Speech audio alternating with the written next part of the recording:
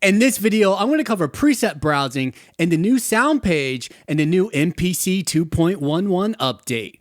Check it out! So if you look at my MPC Live 2, I have a hip hop demo loaded up. And if you look at the main page here, we don't see a lot of differences except for you do see something on the side here, which does open up and there is a sound tab right there. So let me play a piece of this sequence. So if you notice in this sequence, there's a drum track and then there's a bass track. So let's say we wanted to change the sound of the bass. We can go ahead and go over to that particular track. And if you notice, this is a Keygroup type program. So we can actually change this particular sound very easily with the sound page. Now, there's nothing here indicating sounds, but if you go ahead and tap the screen on the left and then pull and drag it, you can see there is something that says sounds right here. So if we tap that, it's automatically going to take us over to Keygroup programs. So within this particular type of program, we have our factory expansions right here, and then we have our user expansions. Now, the factory expansions are what's built into the MPC Live whenever you get it, or whatever MPC you have. So that's going to differ depending on what MPC you have. So if you go into that, you can see we have Clip Launching, Essential Instruments 2, and the Vault 2. If you want to go back, you can tap this arrow. It's going to take you back to your user's expansions. If you wanted to change the program completely, you can go back to here and you can see you can select your program type. Now, right here, there is a white box around where it says key groups. That's because it is a key group that we do have loaded up. So let's go ahead and tap key groups. So after we tap key groups, we can go back into our user expansions. And here's everything that I have on my SD card back here, or my actual USB drive actually. So I have a USB drive or USB stick or dongle in the back of my MPC, and that's where all of these particular Keygroup programs are installed. Now, let's say I want to pull something from the F9 expansion. I can go into there, and let's say I want to go ahead and load this particular one up. I can tap that, and it's going to load that particular sound, okay, that particular instrument, that Keygroup instrument, into that track. So now if I hit play, right, it's going to be that instrument bass F9 808-1. If I wanted to change it, I could go back here, go back into sounds, select a different one, right? So that actually changed that particular sound right there. We can go ahead and, do that again. Okay.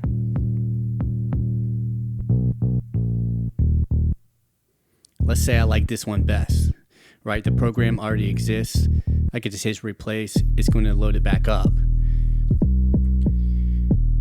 right? So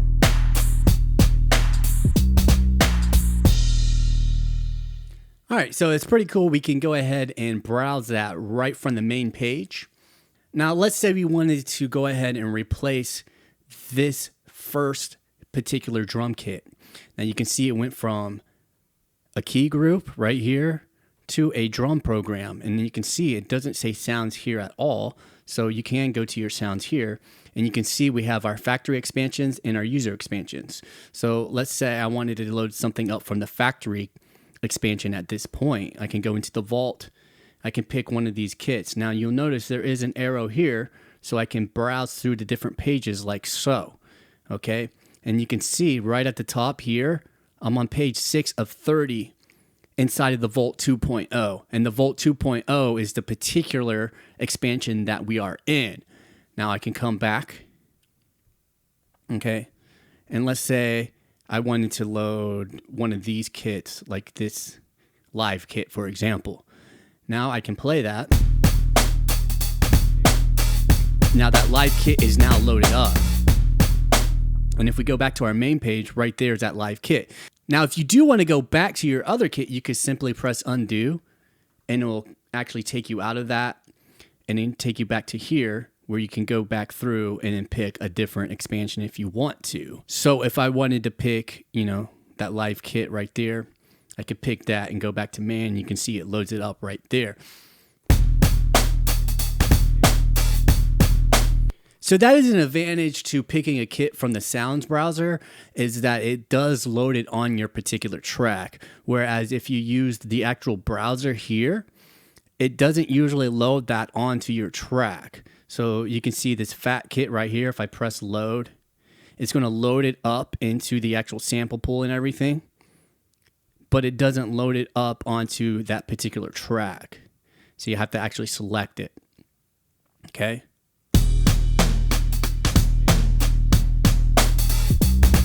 So that's one of the advantages of using the sound page, is it does load that program up onto the currently selected track. So let's say we were on our sound browser and we wanted to load up a plugin. Okay, so you can see that this right here is selected. That white box indicated what actual program is selected on that track. But we can go through our tracks right here. So if we keep pressing this positive, you can see it goes to the next track and it shows me what's loaded up onto that track as well.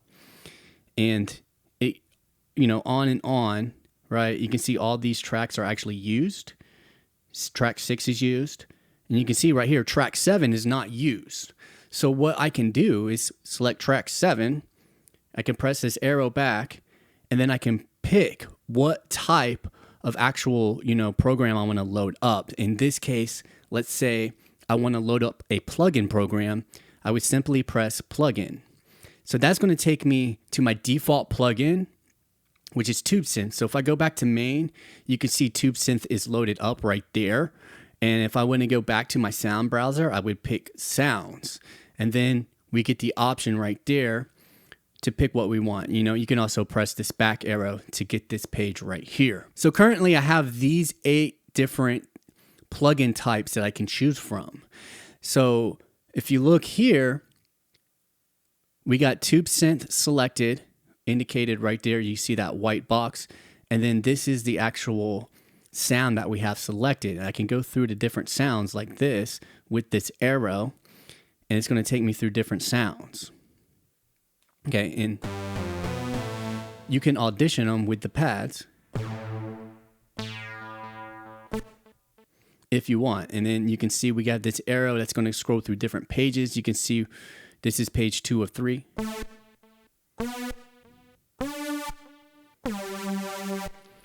All right, and then this last page here. But if you come back, this is just a folder within. So if you go back here, let's go back to the main page, right? So I just wanted to show you this. We got our program type. So this is the top level here. If we want to select plugin programs, we can select plugin programs. If we want to pick TubeSynth, we could pick TubeSynth. And then we could pick from our different folders of sounds. So if we want a lead sound, we would pick lead. And let's say we want this particular sound. We could pick that particular sound. And you can see it loads right up. Now, what's cool about this is once you pick your particular preset, you can actually go in and edit that instrument straight from your sound page.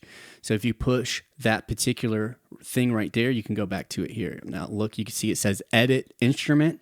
If I go to edit instrument, it's going to take me to program edit. And this way I can go through, I can edit this instrument. So let's say I wanted to change this to a triangle, and then oscillator 2 to a square, or even a pulse right there. And then I'm like, okay, I really like this particular sound. What I can do is actually save this sound. Okay, so I can just save this right here. So I can name it something different, say Gurgle Lead 2 for sake of time, right? And then I can save it. So now what I can actually do is go back to my sounds right here.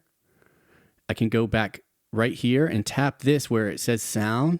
If I tap that, I can go to my favorites, and you can see I have a few favorites already saved here, but I can actually save this to my favorites page right here. So this is a customized sound that I'm now going to save right here.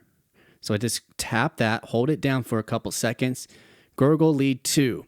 This is a custom sound that I saved to my favorite presets.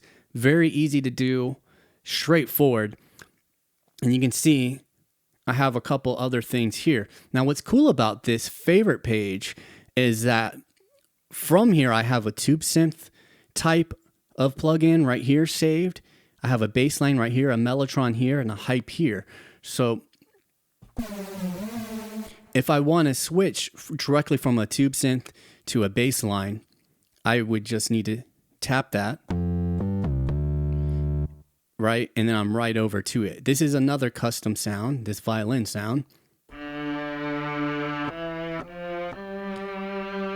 And that's from the mellotron. And you can see I'm still on that same track, that unused 7 track, but I'm able to skip from plugin to plugin, preset to preset from a single page rather than going in here, selecting my particular type, all right, my particular plugin, and then having to select my preset. I can just do it all from that sounds page, which is also accessible right here.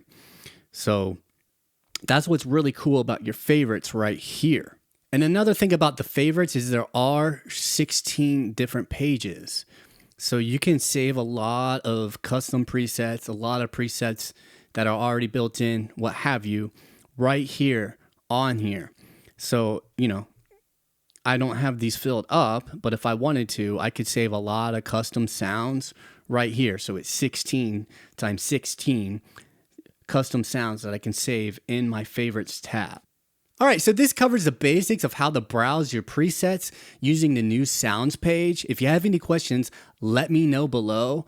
And I am going to make other videos in a series about the new 2.11 update. So go ahead and click or tap the screen right here, and that's going to take you to the playlist. It's going to have a few videos about the 2.11 update. And if you have any questions, let me know in the comments, and I'll see if I can add any videos to that playlist. My name's Matthew. I hope you continue to create music, and we'll talk soon.